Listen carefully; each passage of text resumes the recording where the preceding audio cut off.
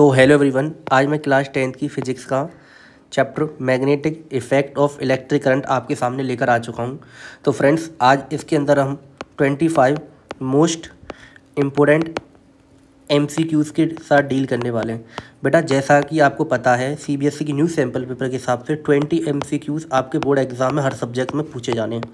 ठीक है, तो बेटा देखो, आपको करना क्या है। अब आपको देखो, आप जानते हैं एसएसटी, मैथमेटिक्स और बेटा साइंस। आपको ये करना है कि बेटा एसएसटी, मैथ और साइंस के लिए हमारे चैनल को कर लेना आपको सब्सक्राइब। क्यों सब्सक्राइब करना, सुनिए। क्योंकि बेटा हम अपने इस चैनल के ऊपर 25 मोस्ट इम्पोर्टेंट एमसीक्यूज़ की सीरीज़ चला रहे हैं। तो बेटा आपको ये वाली सीरीज़ फॉलो करनी है। अगर बोर्ड एग्ज़ाम में क्वेश्चंस एमसीक्यूज़ से आएंगे तो पक्का आपको इस सीरीज़ के अंदर से ही देखने को मिलेंगे। सारे क्वेश्चंस इसी सीरीज़ के अंदर आप इसको फॉलो कर लेंगे तो बेटा आप सारे क्वेश्चन सही कर सकते हैं एमसीक्यूज़ के। ठीक है, और एक और बात बतानी बेटा, आने वाले समय में हम यहाँ पर केस स्टडी बेस्ड सवाल भी आपके सामने लेकर आने हैं। कुछ समय बाद बेटा हम 1 शॉर्ट्स वीडियो भी यहाँ पे स्टार्ट करेंगे। तो आपको कहीं पर भी भटकना नहीं है। आपके लिए एक क्लासेस चैनल आपके लिए पूरी मदद करेगा और आपका 95% स्कोर लाने का हमने टारगेट रखा है। ठीक है, तो चलिए आज का लेक्चर स्टार्ट करते हैं। तो देखिए, पहला क्वेश्चन क्या है, विच of the following statement is incorrect about magnetic field lines. तो हमसे पूछा गया है कि जो मैग्नेटिक फील्ड लाइंस है उनके रिगार्डिंग कौन सी स्टेटमेंट यहाँ पर इनकरेक्ट है। तो देखिए समझते हैं। ठीक है, तो देखिए ये हमारे पास यहाँ पे नॉर्थ पोल होता है और बेटा यहाँ साउथ पोल। ठीक है, नॉर्थ पोल से बेटा मैग्नेटिक फील्ड लाइंस निकलती हैं, साउथ पोल के अंदर जाती है। ये बात आप जानते हैं। ठीक है, ये बात आप जानते हैं। ठीक है, नॉर्थ पोल से निकलती हैं, साउथ पोल के अंदर मैग्नेटिक फील्ड लाइंस जाती हैं। ये बात आप जानते हैं। ठीक है बेटा, तो देखिए अब हो क्या रहा है कि दे फॉर्म क्लोज लूप। थोड़ा क्लोज लूप बनाती है, बिल्कुल बात सही बात है। देखो, नॉर्थ से निकल रही है, साउथ पोल के अंदर जा रही है, क्लोज लूप बन रहा है, सही बात है। They intersect each other. क्या ये एक दूसरे को कहीं पर इंटरसेक्ट कर रही है? नहीं बेटा, मैग्नेटिक फील्ड लाइंस कभी भी इंटरसेक्ट नहीं करती। सपोज करो बेटा, एक मैग्नेटिक फील्ड लाइन ये है और एक मैग्नेटिक फील्ड लाइन ये है। ठीक है, अब ये मैग्नेटिक फील्ड लाइन यहाँ पर इंटरसेक्ट कर रही है। बेटा जहाँ पर ये इंटरसेक्ट कर रही है तो देखो यहाँ पर बेटा इसके 2 डायरेक्शन हो जाएंगे। एक डायरेक्शन ये हो जाएगा और एक डायरेक्शन ये हो जाएगा।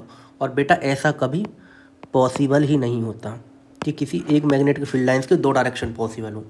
तो बेटा ये वाली स्टेटमेंट बिल्कुल गलत। हमारा कौन सा आंसर सही हो जाएगा? ऑप्शन नंबर बी ही सही हो जाएगा। ठीक है, चलिए आगे मूव करते हैं क्वेश्चन नंबर 2 की तरफ। Assertion magnetic field lines form close continuous loop. बेटा अभी बताया था मैंने। ठीक है, reason magnetic monopoles do not exist.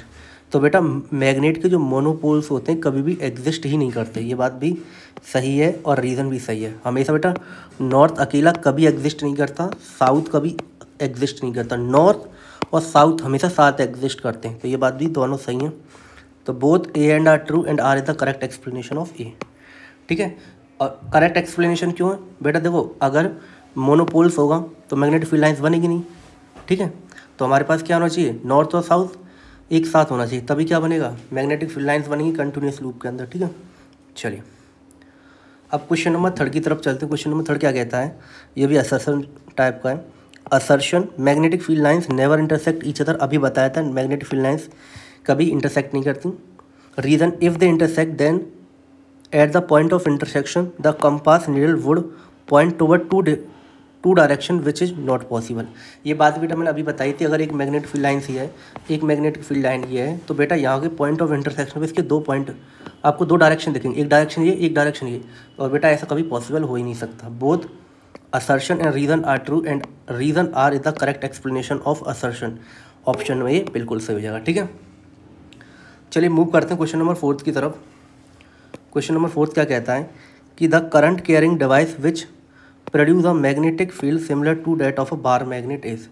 तो हमें बताना है कि जो कोई करंट कैरिंग डिवाइस है which produce magnetic field similar two of a bar magnet. मतलब बार मैग्नेट जो मैग्नेटिक फील्ड प्रोड्यूस करता है, तो हमको ये दिए गए हैं करंट कैरिंग कंडक्टर। तो हमें बताना कौन सा कंडक्टर बार मैग्नेट की तरह मैग्नेटिक फील्ड लाइंस बनाएगा। ठीक है, तो इसमें स्ट्रेट कंडक्टर नहीं बेटा, स्ट्रेट कंडक्टर नहीं बनाता, वो तो कॉन्सेंट्रिक इस तरीके से बनाता है स्ट्रेट कंडक्टर, तो कॉन्सेंट्रेटिक सर्कल की फॉर्म में। ठीक है, सर्कुलर लूप भी नहीं। ए सॉलिनॉइड, तो बेटा सॉलिनॉइड बिल्कुल सही हो जाएगा। ठीक है, चलिए थोड़ा सोलेनोइड के बारे में जान लेते हैं। देखो तो देखो बेटा, अगर ये हमारे पास मैग्नेट बना ले पहले,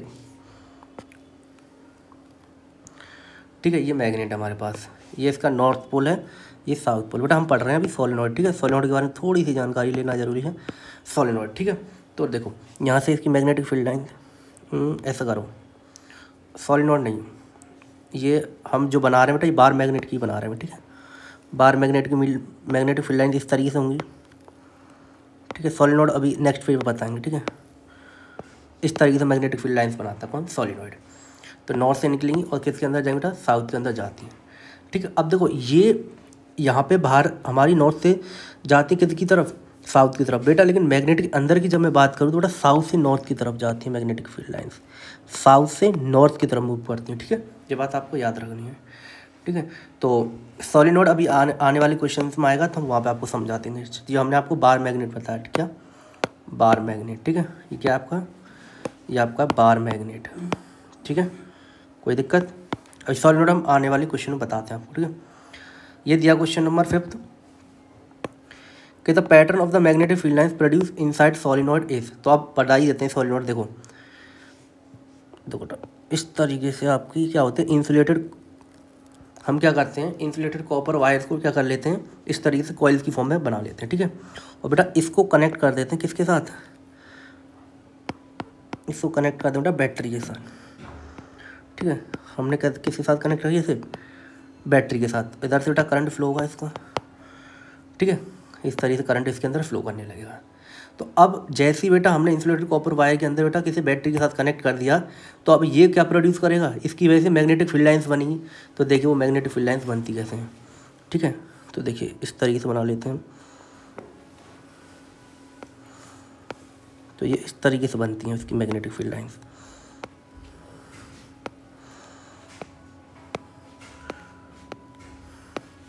थोड़ा इस तरीके से इसकी मैग्नेटिक फील्ड लाइन्स बनती हैं। ये हमारा क्या हो गया बेटा, ये हमारा है सोलेनोइड, क्या सोलेनोइड, इसकी मैग्नेटिक फील्ड लाइन्स बनी। इसके अंदर बेटा हमें पढ़ना क्या क्या, देखो ये बेटा इसका नॉर्थ पोल हो गया, ये साउथ पोल, तो नॉर्थ से जाएंगी साउथ के अंदर जाएंगी, ठीक है, नॉर्थ से निकलेंगे और साउथ के अंदर जा रही हैं। बेटा हमने पढ़ना क्या है, देखो इसके जब सोलेनोइड के अंदर की बात करिए, पूरा बेटा क्या हमारा सोलेनोइड, सोलेनोइड के अंदर जो मैग्नेटिक फील्ड लाइन्स होती हैं ना, यूनिफॉर्म होती हैं, कैसी होती हैं, यूनिफॉर्म होती हैं एंड पैरेलल होती हैं। क्या होती हैं, यूनिफॉर्म होती हैं और पैरेलल होती हैं। और बेटा इनका डायरेक्शन अंदर क्या होता है, साउथ से नॉर्थ की तरफ मूव करती हैं, किधर, साउथ से नॉर्थ की तरफ मूव करती हैं सोलेनोइड के अंदर, और बेटा बाहर सोलेनोइड के नॉर्थ से साउथ की तरफ। बात समझ में आ रही है। तो देखो the pattern of the magnetic field lines produce inside solenoid. तो देखो सोलेनोइड के अंदर आपको दिख रही है मैग्नेटिक फील्ड लाइन्स का डायरेक्शन। तो देखो डायरेक्शन साउथ से नॉर्थ की तरफ है, यूनिफॉर्म है और पैरेलल है। तो देखिए कौन सा सही हो जाएगा इसमें, ऑप्शन नंबर ए ही सही है। देखो बेटा यूनिफॉर्म है और ये आपको पैरेलल दिख रही हैं, ठीक है। ये तो बिल्कुल गलत है, इसमें भी नहीं बेटा और ये भी नहीं, ठीक है। चलिए सोलेनोइड हो गया आपका क्लियर। अब चलते हैं क्वेश्चन नंबर 6 की तरफ। Strength of magnetic field produce by a current carrying solenoid does not depend upon. तो हमें बताना है कि जो स्ट्रेंथ ऑफ मैग्नेटिक फील्ड है करंट कैरिंग सोलेनोइड की वजह से किस पे डिपेंड नहीं करती है। तो देखिए जो स्ट्रेंथ होती है बेटा प्रोपोर्शनल होती है नंबर ऑफ टर्न्स की, वो करंट की भी प्रोपोर्शनल होती है, ठीक है। और मटेरियल के, कोर का मटेरियल क्या उसकी भी प्रोपोर्शनल होती है। तो देखिए number of turns in the solenoid, ये बात बिल्कुल सही है, बिल्कुल। Direction of the current flowing through it, direction पे डिपेंड नहीं करती बेटा। रेडियस ऑफ सोलेनोइड, ये सही बात है, बी इनवर्सली प्रोपोर्शनल होता है रेडियस के, ठीक है। तो मटेरियल ऑफ द कोर, ये दोनों बातें सही हैं। तो बेटा हमारा आंसर कौन सा सही हो जाएगा, ऑप्शन नंबर बी सही हो जाएगा, क्योंकि हमें गलत बताना था, ठीक है। तो बी सही है। क्वेश्चन नंबर 7 की तरफ चलते बेटा, ये भी असर्शन रीजन टाइप सवाल है। Assertion the deflection of a compass needle place near a current carrying wire decrease when the magnitude of an electric current in the wire is increase. कहने का ये मतलब है कि बेटा अगर कोई वायर है ये, ठीक है, यहाँ पे हमने कोई कंपास रखा, तो उन्होंने बोला है कि अगर मैं इस वायर का करंट का मैग्नीट्यूड बढ़ाऊँ तो क्या इसका डिफ्लेक्शन है, इस वाले जो कंपास का डिफ्लेक्शन है वो डिक्रीज होगा। ऐसा तो कभी हो ही नहीं सकता। क्यों नहीं हो सकता, क्योंकि बेटा अगर करंट का मैग्नीट्यूड बढ़ाएंगे तो बेटा डिफ्लेक्शन भी बढ़ना चाहिए, डिफ्लेक्शन घट नहीं सकता, ठीक है। तो असर्शन तो बिल्कुल गलत है। रीज़न क्या है, strength of the magnetic field at a point due to a current carrying conductor increase on increasing the current in the conductor. ये बात बिल्कुल सही है कि इंक्रीज होगा अगर हम करंट को इंक्रीज करते हैं तो स्ट्रेंथ इंक्रीज होगी मैग्नेटिक फील्ड की अगर हम करंट को इंक्रीज कर देते हैं तो, ठीक है। तो A is true but R is false, option number C सही है। चलिए मूव करते हैं क्वेश्चन नंबर 8 की तरफ। क्वेश्चन नंबर 8 क्या कहता है, the direction of magnetic field lines around the current carrying conductor is determined by. तो आपका जैसे ये बताए करंट कैरिंग कंडक्टर है, ठीक है। The direction of magnetic field line around the current carrying conductor, तो बेटा देखो हम इसको निकालते हैं राइट हैंड थंब रूल से। सपोज करो बेटा ये आपका करंट मूव कर रहा है, ठीक है। ये आपका करंट ऊपर की तरफ मूव कर रहा है, तो हम क्या करेंगे बेटा, आपका जैसे कोई कंडक्टर है, अब जैसे ये कंडक्टर है तो इसको हम अपने हाथों में पकड़ेंगे और थंब को करेंगे किसकी तरफ, करंट जिधर जिधर करंट मूव कर रहा है, और फोल्डेड फिंगर्स को हम मूव कराएंगे, और जिधर फोल्डेड फिंगर्स मूव करती हैं उधर मैग्नेटिक फील्ड का डायरेक्शन होता है, ठीक है। तो ये किससे फाइंड करते हैं हम, राइट हैंड थंब रूल से। चलिए आगे मूव करते हैं। The magnetic field at a point due to a straight current carrying conductor is, तो जो मैग्नेटिक फील्ड होता है स्ट्रेट करंट कैरिंग कंडक्टर की वजह से वो किस पे डिपेंड करता है, बेसिकली ये पूछा हमसे। इंक्रीज विद, तो देखो बी इनवर्सली प्रोपोर्शनल होता है 1/r के, तो increase with distance from the wire, गलत, डायरेक्टली प्रोपोर्शनल नहीं बेटा, inversely proportion is inversely proportional to the distance from the wire, option number B बिल्कुल दी, ठीक है। चलिए मूव करते हैं क्वेश्चन नंबर 10 की तरफ। क्वेश्चन नंबर 10 कहता है कि in Fleming's left hand rule the thumb indicate, तो देखिए आपको फ्लेमिंग लेफ्ट हैंड रूल दिया है, तो देखिए आपका थंब क्या थ्रस्ट और मोशन, बेसिकली फोर्स को थ्रस्ट क्या है, फोर्स ही है, ठीक है। और आपकी बेटा ये 4 फिंगर आपकी फील्ड मैग्नेटिक फील्ड को बता दिया है, और आपकी जो मिडिल फिंगर है वो किसको बता दिया बेटा, करंट को बता दिया, ठीक है। तो आपसे पूछा है थंब क्या इंडिकेट करता है, डायरेक्शन ऑफ करंट नहीं, डायरेक्शन ऑफ मैग्नेटिक फील्ड ये भी नहीं, direction of motion of force, ये सही है, ऑप्शन नंबर सी, ठीक है। तो चलिए मूव करते हैं क्वेश्चन नंबर 11 की तरफ। A charge particle move parallel to a magnetic field, the magnetic force on it, तो देखिए तो कितनी मैग्नेटिक फोर्स लगी बेटा, हम जानते हैं मैग्नेटिक फोर्स का फॉर्मूला होता है F बराबर BIL साइन थीटा, ठीक है। तो उन्होंने बोला है moves parallel to the magnetic field, ये मैग्नेटिक फील्ड है और आपका चार्ज पार्टिकल बेटा इसके पैरेलल मूव कर रहा था, बेटा इसके बीच में डिग्री कितने, थीटा डिग्री कितना होगा, 0 डिग्री का एंगल बनाएगा ना, बेसिकली थीटा 0 डिग्री का एंगल बनाएगा, तो F बराबर कितना हो जाएगा, BIL साइन 0, ठीक है। तो F बराबर बेटा देखो साइन 0 की वैल्यू कितनी होती है, 0, तो F की वैल्यू आ गई 0, तो कितनी फोर्स लगेगी, 0, ठीक है। पेपर में बेटा कभी कभी ये भी पूछ सकता है, बताइए मैक्सिमम फोर्स कब लगेगी। अगर बेटा आपका ये B का डायरेक्शन है और इधर बेटा आपका क्या चार्ज पार्टिकल मूव कर रहा है, इन दोनों के बीच में 90 डिग्री का एंगल बन गया, तो F बराबर आपका आएगा BIL साइन 90, और साइन 90 की वैल्यू बेटा फिर कितनी होती है आपकी 1, तो F बराबर आपका आएगा BIL, बेटा ये कितनी होगी आपकी मैक्सिमम फोर्स हो गई, ठीक है। तो at theta is equal to 90 बेटा मैक्सिमम फोर्स होती है, ठीक है, याद रखना है। चलिए मूव करते हैं क्वेश्चन नंबर 12 की तरफ। Which of the following can reduce the strength of an electromagnet, तो बेटा आप जानते हैं इलेक्ट्रोमैग्नेट को हम टेम्पररी मैग्नेट भी बोलते हैं, ठीक है। और ये बनती कैसे है, जब हम बेटा सॉलिनॉइड के अंदर सॉफ्ट आयरन कोर को डाल देते हैं तब हमें क्या बनने को मिलती है, इलेक्ट्रोमैग्नेट, ठीक है। तो इंक्रीजिंग करंट इंक्रीज करने से नहीं, इंक्रीजिंग टर्न्स ये भी नहीं, using air core instant of iron, ये बात बिल्कुल सही है। अगर हम बेटा एयर कोर को डाल दें किसकी, आयरन की जगह, तो उसकी जो स्ट्रेंथ है वो क्या हो जाएगी, कम हो जाती है, ठीक है। क्यों, मैग्नेटिक परमेबिलिटी होती है एयर कोर की क्या होती है, कम होती है, ठीक है। चलिए आगे चलते हैं क्वेश्चन नंबर 13 की तरफ। The current which changes its direction after equal interval of time is called, देखो बेटा इसको समझो, ये आपका टाइम है, ये क्या आपका करंट, तो बेटा बोल रहा है कि the current which changes its direction after equal interval of time, बेटा इक्वल इंटरवल ऑफ टाइम के बाद देखो कौन अपना करंट चेंज करता है। इस ग्राफ को देखो, यहाँ से स्टार्ट हुआ चलना, यहाँ तक बेटा एक रेवोल्यूशन पूरा हुआ, देखो फिर इसने अपना डायरेक्शन पॉजिटिव डायरेक्शन में गया, फिर नेगेटिव डायरेक्शन में, एक रेवोल्यूशन हो गया, उसके बाद देखो इसने फिर से इसी तरीके से मूव करने लगा। तो ये क्या कर रहा है, अपनी वैल्यू को कुछ इक्वल इंटरवल के टाइम टाइम के बाद चेंज करता है अपनी वैल्यू को। थोड़ा ऐसे करंट को बोलते हैं हम, कौन सा करंट, उसको बोलते हैं AC करंट। डायरेक्ट करंट की बात करें तो टाइम ये रहा और करंट ये रहा बेटा, इसकी वैल्यू कभी भी चेंज नहीं होती। तो ये आपका DC करंट है और बेटा ये आपका क्या है, AC करंट। ठीक है, alternating current option number B इसका बिल्कुल सही हो जाएगा। चलिए मूव करते हैं क्वेश्चन नंबर 14 की तरफ। देखिए, in house hold wiring the live wire is usually of. तो बेटा जो लाइव वायर होता है आपका बेटा, ये क्या करता है, करंट को, यही बेटा करंट को लेकर आता है। ठीक है, सर्किट के अंदर कौन सा वायर लेकर आता है, लाइव वायर लेकर आता है, करंट को कैरी करता है। ठीक है, और ये क्या है, कैसे कलर का होता है आपका लाइव वायर, आपका बेटा लाइव वायर होता है रेड कलर का। ठीक है, ब्लैक कलर का कौन सा होता है बेटा आपका, ब्लैक कलर का होता है आपका न्यूट्रल वायर। कौन सा होता है, न्यूट्रल वायर। ये क्या करता है, करंट को रिटर्न करने का काम करता है। ठीक है, ग्रीन कलर का कौन सा होता है बेटा, ग्रीन कलर का होता है बेटा आपका अर्थ का वायर। और बेटा अर्थ का वायर क्या करता है, आपको इलेक्ट्रिक शॉक से बचाता है। ठीक है, तो याद रखना है आपको ये सब कुछ। चलिए मूव करते हैं क्वेश्चन नंबर 15 की तरफ। ए फ्यूज़ वायर शुड हैव। तो फ्यूज़ वायर के बारे में बताना। देखो फ्यूज़ वायर बेसिकली क्या है, फ्यूज़ वायर एक सेफ्टी डिवाइस है।